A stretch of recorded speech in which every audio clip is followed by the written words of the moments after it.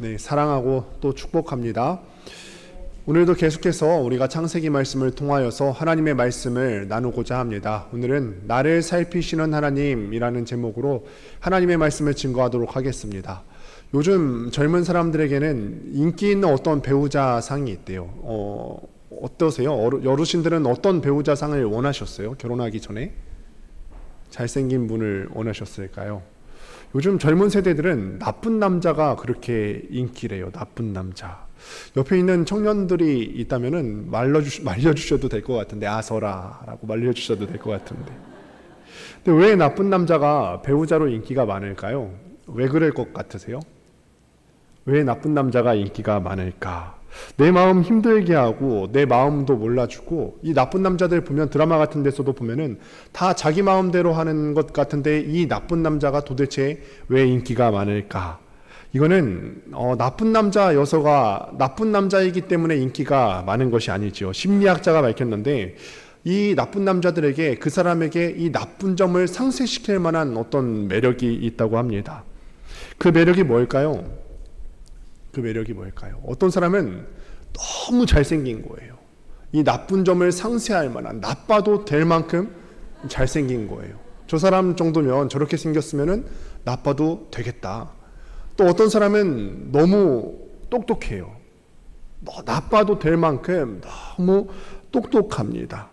또 어떤 사람의 경우는 돈이 많습니다. 나빠도 괜찮을 정도로 돈이 많은 거죠. 그래서 나쁜 남자도 괜찮아요. 그런데 이 나쁜 남자는 평상시에는 보통 나쁜데 간혹가다 잘해줘요.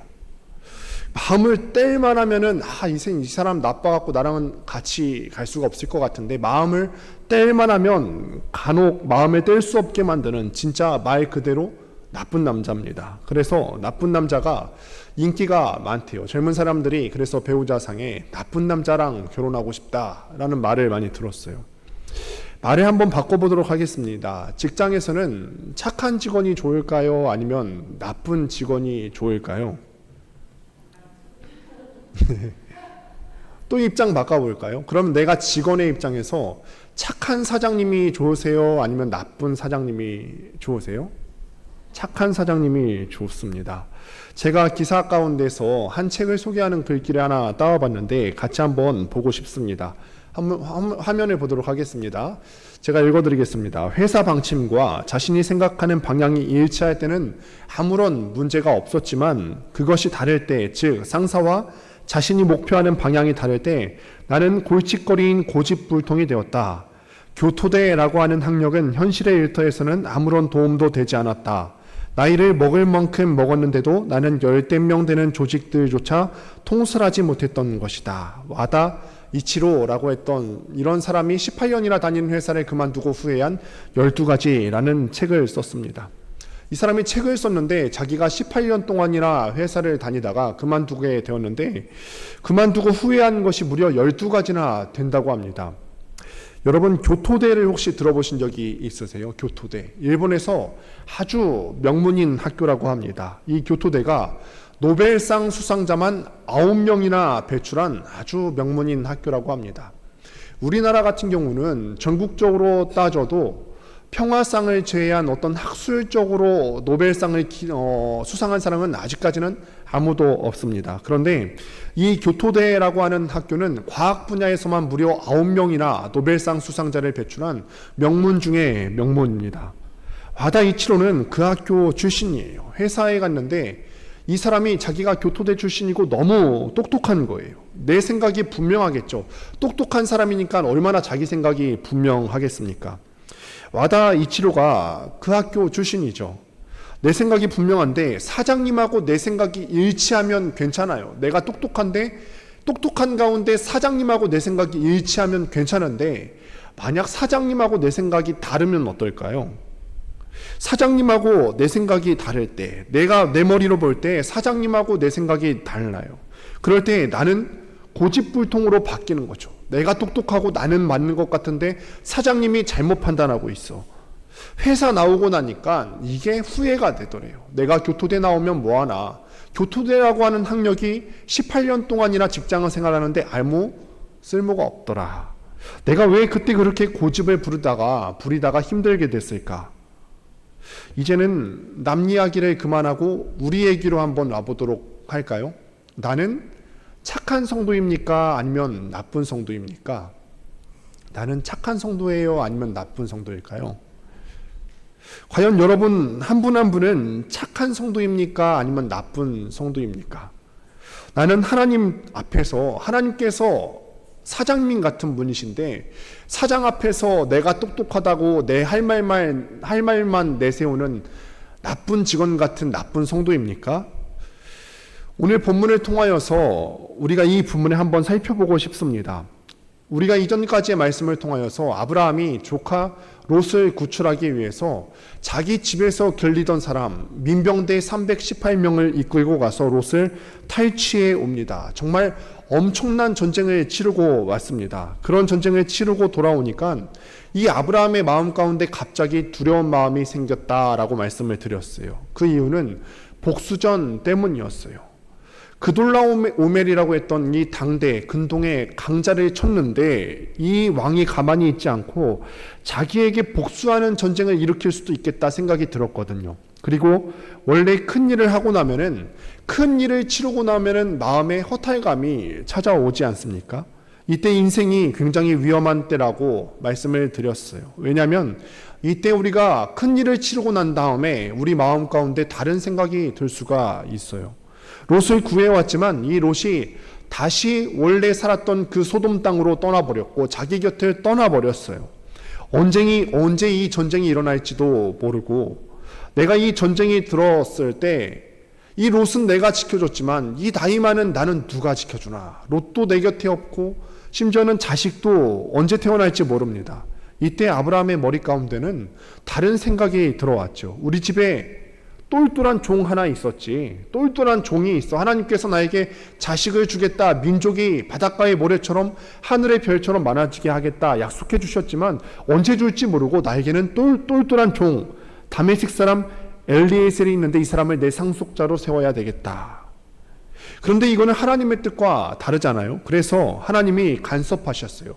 찾아오셔서 말씀하시고 이르시되 8번이나 말씀을 해주셨다. 이것이 지난번 얘기였습니다.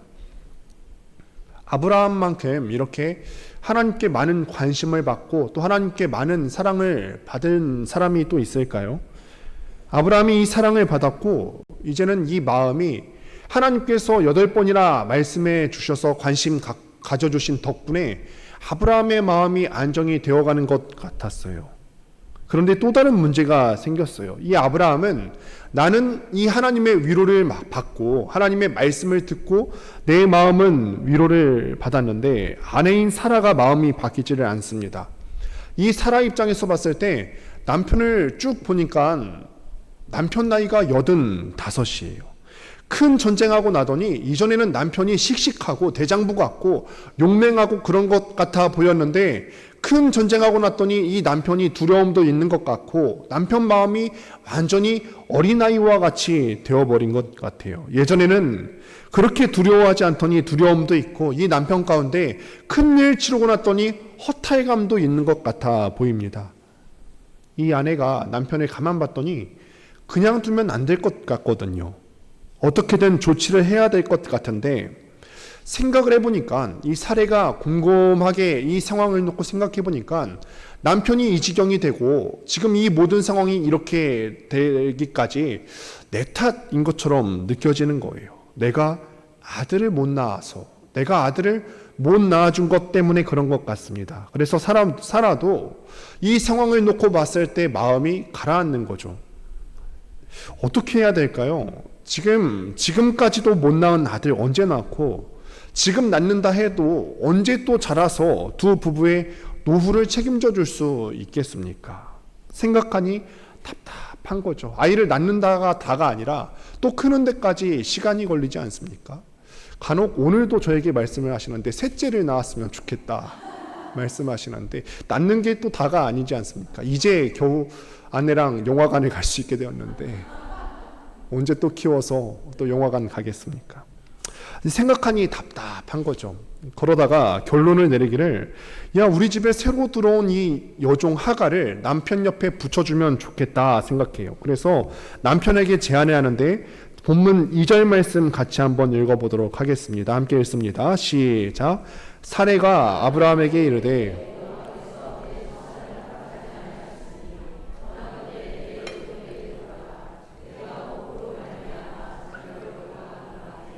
아브라함이 사레의 말을 들으니라. 이때 성경 본문에서뿐만 아니라 옛날 사람들, 우리나라도 그랬죠. 이전에 여주인이 아들을 낳지 못하면은 이 첩을 들여서 아들을 낳고 그 첩이 낳은 아들을 원래 본 여주인의 호적에 입적을 시키곤 했습니다. 더구나 아브라함은 우리도 상상하기 힘들 만큼 엄청난 거부였잖아요. 집에서 길리던 사람이 318명이나 있었고, 그 식솔들까지 포함하면은 헤브론 고산지대에서 한 1000명 정도의 식솔들이 있었을 것이다 말씀을 드린 바가 있습니다. 그러니 이렇게 얼마든지 하고도 남았어요. 그저 사람만 좀 마음 아프면 해요.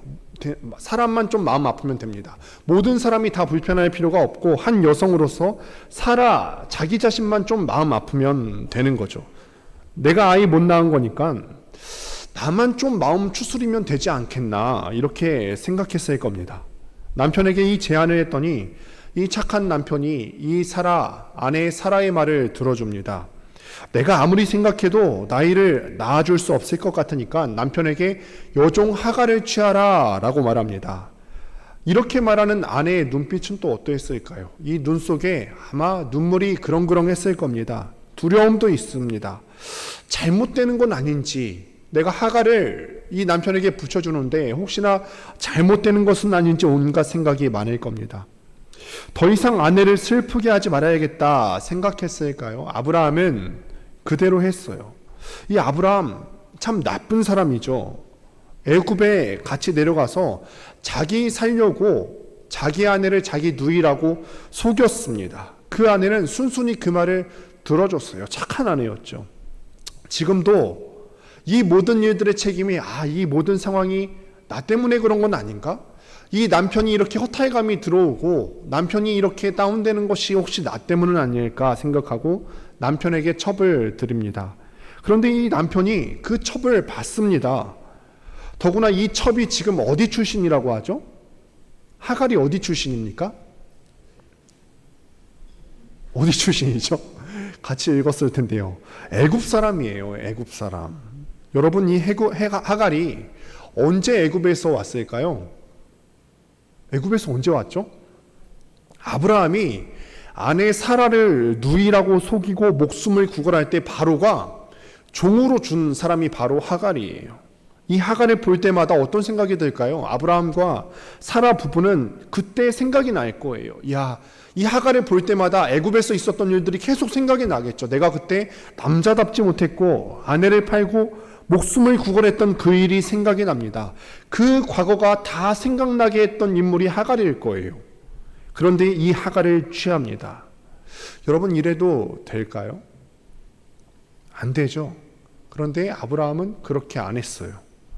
하갈이 첩이 되고 쉽게 아이를 가졌습니다. 사라는 하나님께서 아들을 주신다 그렇게 약속을 하시고 오랜 시간 기다려도 안 생겼는데 하갈은 곧 아이를 잉태합니다.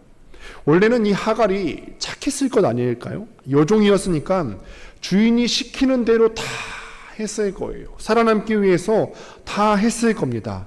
그리고 때로는 사람 밑에 있으면서 같은 여자로서 얼마나 이 마음이 안타까웠을까요? 여주인을 바라보면서 우리 주인님 아이가 있어야 되는데 얼마나 안타까웠을까?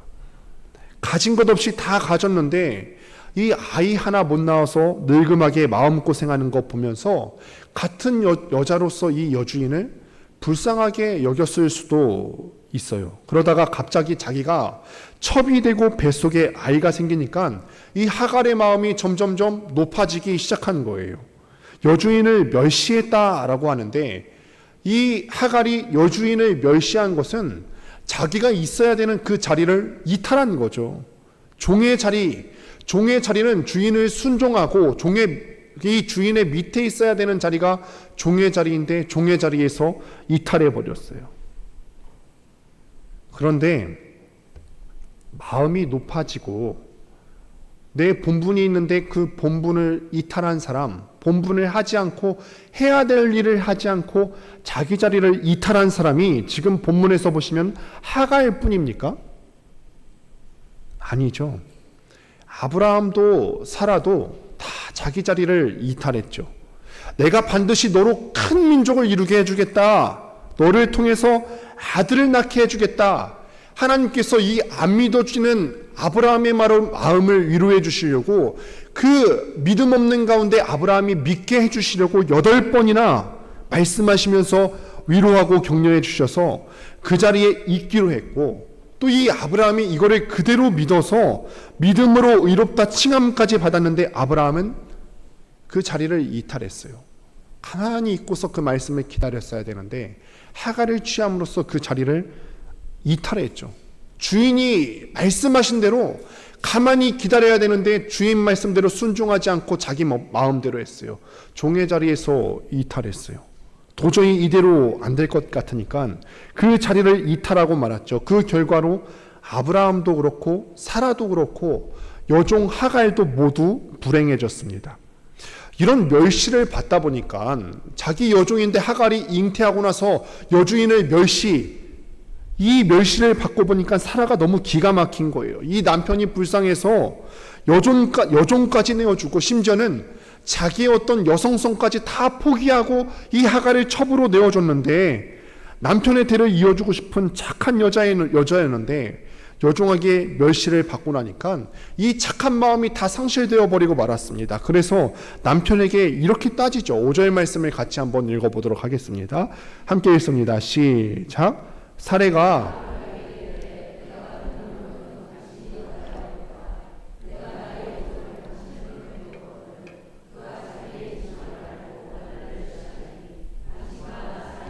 여호와께서 판단하시기를 원하노라. 이 사례가 방금 전까지는 다 내 탓이라고 했어요. 지금 우리가 이렇게 좀 마음이 처지고 우리가 어린아이 같이 이렇게 연약한 마음을 갖게 된 게 내 탓 같다. 이 아이를 못 낳아서 생긴 내 탓 아닐까? 내가 아이 못 낳아서 이런 일이 생긴 거라고 했는데 멸시를 받다 보니까 내 자존심이 이렇게 무너지고 보니까 이 모든 일이 내 탓이 아니라 네 탓이다. 당신 책임이라고 따지면서 듭니다. 남편이 놀랐겠죠. 할 말을 잃었을 겁니다. 그런데 듣다 보니까 그 말이 맞거든요. 그러자 사라가 한마디를 더하게 되죠. 정말 무시무시한 말을 오늘 본문 5절 가운데 했어요. 뭐라고 말하냐면 당신과 나 사이에 여호와께서 판단하시기를 원하노라. 당신과 나 사이에 여호와께서 판단하시기를 원하노라. 여기서 여러분 한 가지 물어볼까요? 정말 하나님께서 개입하셔서 이런 문제 생기는 것 사이에 나와 다른 사람 사이를 판단하셔도 될까요? 나는 당당하십니까? 정말 하나님께서 사라가 지금 그 말을 했어요. 하나님께서 개입하여 주셔서 당신과 나 사이를 판단하시기를 원하노라. 정말 하나님께서 사라를 판단하셔도 괜찮을까요? 정말 하나님이 아브라함을 판단하셔도 괜찮을까? 정말 하나님이 판단하셔도 나는 옳습니다 라고 말할 수 있겠습니까? 한번 따져보겠습니다. 하나님이 아브라함에게 너에게 아들을 주겠다라고 했을 때 이 아들은 누구를 통해서 낳는 아들이었을까요? 사라였죠.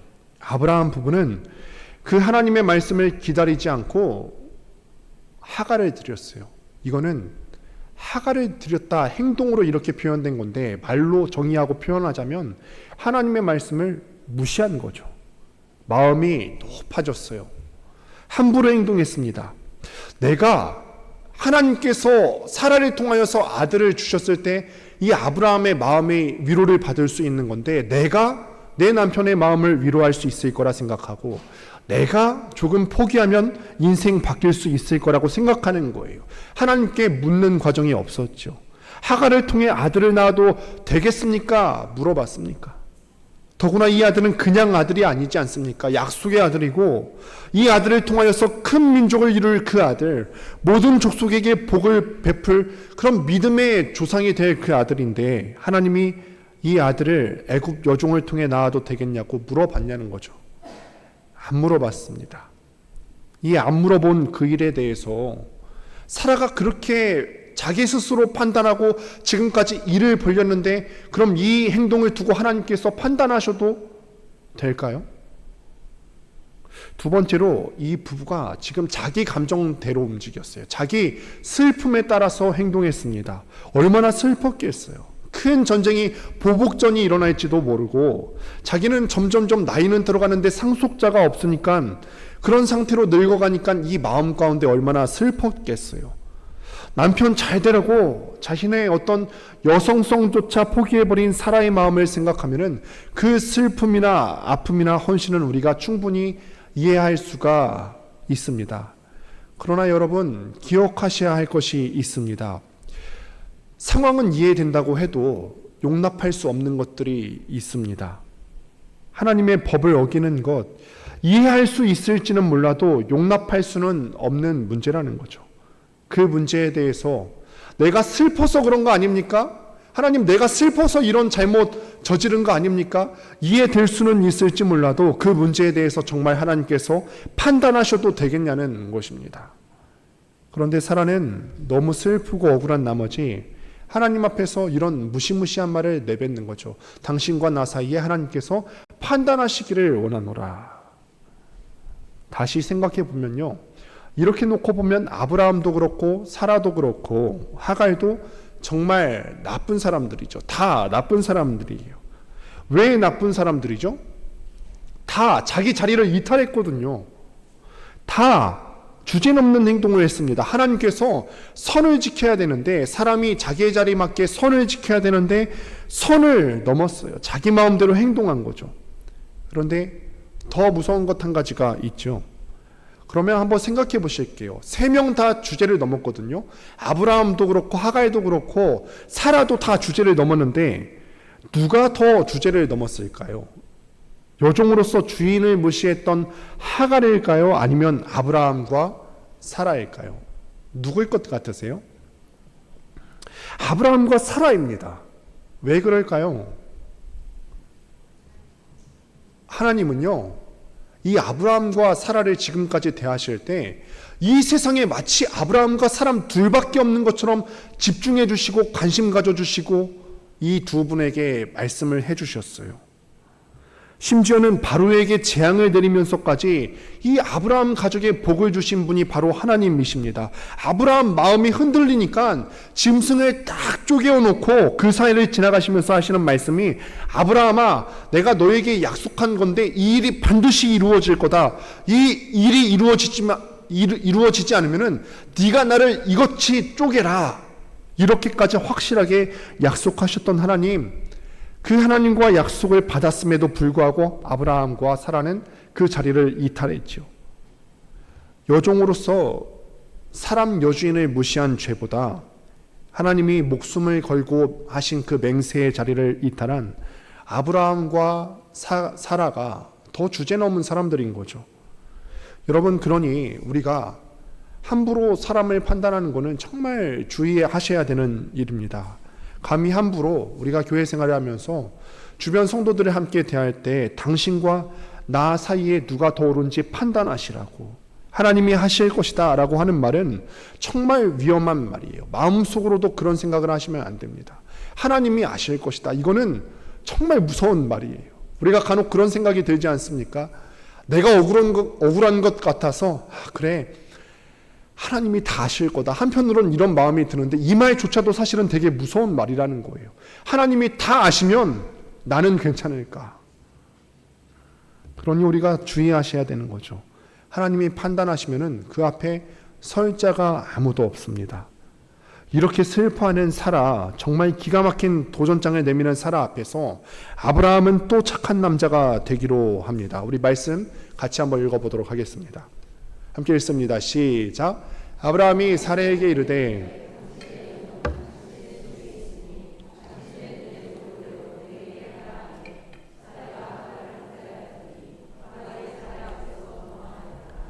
이런 상황이 생겼을 때 남편은 그냥 잘못했다, 잘하겠다라고 하면 될 것을 이 책임을 아내에게 넘깁니다. 마치 굉장히 착한 남자처럼 행동하지만 사실은 정말 사악한 사람인 거죠. 아내의 마음을 두 번 슬프게 하는 행동을 했습니다. 그랬더니 사라가 하갈을 학대합니다. 이 여종 입장에서 보면은 너무 당황했어요. 자기가 임신하면은 이 주인이 자기 편 들어줄 줄 알았는데 그렇지 않습니다. 이 학대가 너무너무 심하니까 살 수 없어서 자기가 살 자리로 도망갑니다. 그런데 살 자리인 줄 알고 도망갔는데 사실은 거기가 죽을 자리지요. 임신한 여인이 광야로 홀로 떠나면 어떻게 될까요? 낮에는 그렇게 덥고 밤에는 그렇게 추운 곳인데 임신한 몸으로 그 낮의 뜨거움과 밤의 추운 날씨를 어떻게 견딥니까? 짐승은 또 그 광야 가운데 얼마나 많이 있겠습니까? 임신한 몸으로 여기를 어떻게 견뎌요? 살려고 도망갔지만 사실은 살 자리가 아니라 죽을 자리로 도망을 갔습니다. 자기 스스로 죽을 수 없으니까 몸부림하다가 도망간 것입니다. 하갈이 이곳에서 살 수 있겠습니까? 여러분, 하갈이 지금 왜 이렇게 됐죠? 다 자기 때문이에요. 자기가 주제 넘지 않게 잘 행동하면 되었을 것을 선을 넘고 주제 넘은 짓을 하니까 자리 이탈하다가 하나님께서 불쌍히 여겨주셨던 이 과거를 잊어버리고 자리를 이탈하다가 생긴 일입니다. 그런데 자리를 이탈한 거는 아브라함도 사라도 매 한 가지라고 말씀을 드렸어요. 여러분, 우리가 믿음의 길을 걸어가는 동안 꼭 한 가지를 기억하셔야 될 것이 있습니다. 무릇 성도는 자기의 위치를 명확하게 파악하고 인식해야 된다는 것입니다.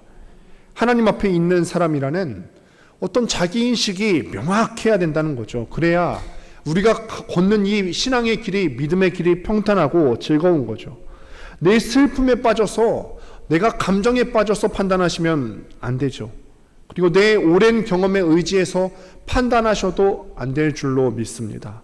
그것이 옳은 것이 아니라 우리가 하나님 앞에 서서 판단하는 것, 하나님이 날 판단하듯이 판단하고 자기 스스로를 측량해 보는 것, 이것이 옳은 것이죠. 성도로서 우리가 하나님 앞에 내 자리를 날마다 보셔야 될 것인데 그 자리를 이탈하지 않게 되시기를 바랍니다. 하갈은 이 자리를 이탈했기 때문에 스스로 죽을 자리에 간 거예요. 죽을 수밖에 없는 그런 광야의 자리에 간 것이죠. 그런데 하나님께서요, 그런 자리 이탈한 사람까지도 불쌍하게 여겨주셨어요. 도망가서 죽도록 내버려 주지 않으셨습니다. 하갈에게 다가오셔서 이렇게 말씀하십니다. 같이 한번 또 말씀 본문을 읽습니다. 시작. 이르되 사레의 여종 하갈아,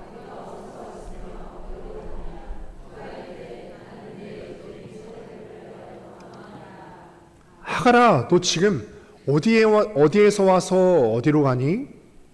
그런데 이 하갈의 이름 앞에 뭔가 수식어를 하나 붙여주십니다. 사라의 여종 하갈아, 사라의 여종 하갈아, 너 어디 가니? 임신을 했어도요, 도망을 쳐도 이 하갈의 신부는 사라의 여종입니다. 내가 돈을 많이 가졌어도요, 여러분들 중에 아무리 똑똑해도요, 또 심지어 하나님과 내 생각이 다른 그때에도, 그래서 내가 고집불통이 되어서 내 뜻대로 하고 싶은 그때에도 내 이름은 무엇일까? 하나님의 종이라는 거예요. 내가 똑똑해도, 내가 잘난 것 같아 보여도, 내가 이 세상을 살아가면서 사람들이 나를 인정해 주는 것 같아 보여도 내 앞에는 어떤 수식어가 붙는다고요? 하나님의 종이라는 거죠. 그래서 도망가고 있는 하갈에게 하나님이 부르실 때 사레의 여종 하갈아, 너 어디에서 와서 어디로 가니? 그러자 하갈이 대답하죠. 제 주인의 낯을 피해서 도망가고 있습니다. 야, 아니야. 네 자리로 다시 돌아가야 돼. 네 자리가 어디냐면 사레의 여종 하갈아, 여주인에게로 다시 가. 그게 네가 살 길이다. 그 수하로 돌아가서 다시 복종해. 그게 너의 인생의 부르심이야. 너의 생각과 다르고 억울하게 학대받는 것 같아도 전혀 억울한 거 아니야. 너도 생각해 보면은 너도 잘못한 거 아니야? 다시 돌아가서 복종해라. 그래야 네가 살 수 있다. 하나님이 살 길을 주셨습니다. 그런데 여러분, 우리가 입장을 바꿔서 다시 내가 만일 하간이라면은 나를 학대했던 그 여주인에게로 다시 돌아갈 수 있겠습니까? 아무리 하나님께서 나에게 말씀을 하십니다. 너는 그래봐야 사라의 여종이니 다시 그 자리로 돌아가. 그래야 너 살아. 라고 말씀하신다고 해서 여태까지 나를 죽도록 학대한 그 여주인에게로 다시 돌아갈 용기가 생기겠어요? 참 어려운 얘기 아닙니까? 순종하기가 어려운 거죠. 이때 우리가 선택해야만 되는 겁니다. 여전히 나는 하나님과 각을 세운 채로 골칫덩어리인 나쁜 성도로 살아갈 것인가? 여전히 나는 내 똑똑한 것을 믿고 내가 판단하면서 내 주인의 말을 듣지 않고 내가 맞는 것 같이 행동하며 살아갈 것인가? 좀 내 마음에는 맞지 않아도 하나님의 말을 순종하여 갈 것인가 선택해야 되는 거죠. 이 주저하고 두려워하는 하갈의 마음을 하나님께서는 다 아셨어요. 그래서 약속을 주시죠. 야, 지금 네 뱃속에 아기 있지. 네, 있습니다. 내가 너의 씨를 크게 해줄 거야. 셀 수도 없이 많게 해줄게. 내가 약속할게. 내가 너 지켜줄게. 여주인에게로 돌아가서 복종해라. 그곳이 네가 있어야 될 자리야. 내가 너한테 복 줄게. 그러고 보면은 또 공통점이 있어요. 아브라함도 사라도 하갈도 두 번째 공통점이 있는데 하나님의 약속을 받았다는 거죠. 아브라함과 사라도 하나님의 약속을 받았잖아요. 내가 너에게 자녀를 줄 것이다. 너의 자손들이 바닷가의 별처럼 이 바닷가의 모래처럼 많아지게 해줄 것이다. 약속을 주셨는데 하갈도 그렇게 하나님의 약속을 받았어요. 그런데 이 두 번째 약속에 한 가지가 더 붙죠. 한 가지 공통점이 더 있죠. 그 공통점은 무엇이냐면 자격이 없음에도 이 하나님의 약속을 받았다는 겁니다. 아브라함과 사라도 생각해 보면은 갈대아 우르 땅에서 우상 숭배자, 자기 마음대로 애굽 땅으로 또 내려가고 자기 마음대로 이 아내를 누이라고 속이고 목숨을 구걸했던 그런 못된 남자. 그럼에도 하나님은 아브라함과 사라에게 약속을 주셨죠. 심지어는 그 믿음이 흔들리니까 8번이나 말씀해 가시면서 약속을 주셨어요. 자기의 자리를 이탈하고 감히 여주인의 자리를 능멸하고 멸시했던 자격 없는 여종 하갈이었지만 하나님은 이 여종에게도 약속을 주셨어요. 하갈이 그 하나님을 만나고 나서 하나님께 자기의 신앙을 고백합니다. 나를 살피시는 하나님, 나를 살피시는 하나님.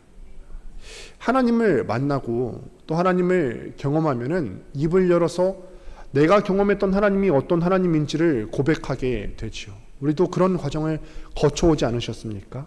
기도할 때 우리가 늘 그런 하나님을 경험하잖아요.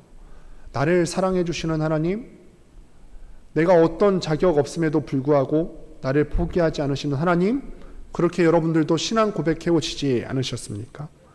감히 하나님께 이 하갈이 별명을 붙였어요. 나를 살피시는 하나님. 신앙이 반듯한 사람은 나와 당신 사이에서 하나님께서 판단하시기를 원하노라. 아니요. 하나님의 심판을 말하지 않습니다. 하나님의 심판을 기대하지 않아요. 하나님의 심판이라는 것을 감히 무서워서 입에 담지도 못합니다. 심판하시는 하나님이 아니라 나를 살피시는 하나님, 살펴주시는 하나님, 이 정처 없이 도망가고 있는 나에게 찾아오셔서 자격 없는 나를 살펴주시는 하나님, 그 하나님에 대한 고백만 있을 뿐이지요. 하나님이 다 아실 것이다. 그래서 나에게 못된 짓을 일삼는 저 사람을 판단하실 것이다. 감히 이렇게 말하지 않고 그저 나의 삶 가운데 은혜 주시는 그 하나님에 대한 고백만 있는 거죠. 이번 한 주 가운데 하나님께서 우리의 영혼 가운데, 우리의 마음 가운데 이런 고백 넘치게 해주시기를 바랍니다. 이런 고백이 있는 사람들은요, 환경도 다르게 보여죠. 도망 다니다가 갈증이 너무 심해요. 그래서 샘에서 물을 떠서 물을 마시게 되는데 이 샘마저도 너무너무 예뻐 보이는 거예요. 그래서 그 샘물이 너무너무 귀해서 이 샘물에도 별명을 붙이는데 그 샘물의 이름이 무엇이냐면 나를 살피시는 살아계신 하나님의 우물, 부엘라 헤로이라고 이름을 붙였어요. 이 우물을 보니까 이 우물 하나만 봐도 하나님께 너무너무 감사한 것입니다. 이 우물 하나만 봐도요, 야, 하나님이 나를 그냥 두지 않으시고 나에게 마실 물을 주셨구나, 나를 보호해 주시고 돌봐주시는 살아계신 하나님 생각이 나는 겁니다. 하나님을 경험한 사람들은 길거리를 돌아다니면서 작은 것 하나만 봐도 하나님 생각이 나죠. 하나님을 경험한 사람들은 아침에 뜨고 저녁에 지는 태양만 바라봐도 나를 살피시는 하나님 생각이 나죠. 하나님이 생각나는 사람들은, 하나님의 은혜를 경험한 사람들은 삶에서 살아가면서 나에게 주시는 작은 하나님의 은혜조차도 감사하며 받을 줄 알고 그거 경험할 때 하나님 생각이 나는 거죠. 그렇습니다. 때로는 우리가 우리의 삶의 자리를 이탈할 때가 있습니다. 은혜를 잊어버리고 배은망덕할 때가 많이 있고, 내가 자리를 이탈하고 선을 넘을 때가, 그렇게 행동할 때가 참 많이 있습니다. 그러나 하나님을 만나는 그 자리는 간증의 자리가 될 줄로 믿습니다. 실패의 자리, 도망의 자리가 하나님을 바라보면은 간증의 자리가 될 줄로 믿습니다. 그 광야는 하갈에게 있어서 실패의 자리고 도망간 자리였어요. 똑같은 광야 자리거든요. 이 하갈이 하나님을 만나기 전에는 그 광야는 실패의 땅이었고 도망간 자리였는데, 그 광야에서 하나님을 만나니까 똑같은 공간이었는데 그 광야의 땅이 브엘라 헤로이로 바뀌었어요. 가다가다가 우리가 인생의 어려움을 만날 겁니다. 또 억울함도 당하실 거예요. 그때 우리 마음 가운데 나를 어렵게 하는 그 사람 바라보면서 내가 꾹 참으면서 말은 하지 않지만 마음속으로 하나님 심판해 주세요 말하고 싶으시죠.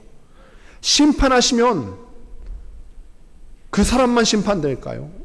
그 심판 앞에서 설 사람이 아무도 없다는 거예요. 대신 우리가 이렇게 외쳤으면 좋겠어요. 하나님, 나를 살펴주세요. 당신과 나 사이를 심판해 주시길 원합니다. 이렇게 마음속으로 꽁 하는 것이 아니라, 하나님 그냥 나를 살펴주세요. 말씀을 맺습니다. 우리 인생을 살아가면서 여러 가지 선택할 때 기준점을 둬야 될 것이 분명히 있는데, 기준은 나 자신이 아닙니다. 내가 내 기준 두고 살아가다 보면은 나쁜 성도 되는 거죠. 주인이신 하나님의 생각과 맞지 않으면은 그 하나님에게조차 당신은 지혜롭지 못하다고 불순종할 때가 참 많이 있는 나쁜 성도인 거죠. 내 지식이나 내 경험이 내 인생의 기준이 될 수가 없습니다. 내가 내 삶의 주인이 될 수가 없다는 말입니다. 그러면은 아픔을 겪습니다. 그러면은 나쁜 성도 되는 거고 자리를 이탈하는 것이죠. 오직 영원하신 살아계신 하나님의 말씀이 내 삶의 기준이 되시고, 그 하나님이 나를 살펴주세요, 살펴봐달라고 간구하시면은 하나님께서 반드시 그 자리에서, 그 광야 같은 도망의 자리에서 나를 만나주시고 응답하시고 응답 있는 삶이 되게 하실 줄로, 그 광야의 자리가 브엘라 헤로이의 자리가 되게 하실 줄로 믿습니다. 시간에 우리가 들은 말씀 기억하면서 다 같이 일어나서 함께 찬양 한 곡 하도록 하겠습니다.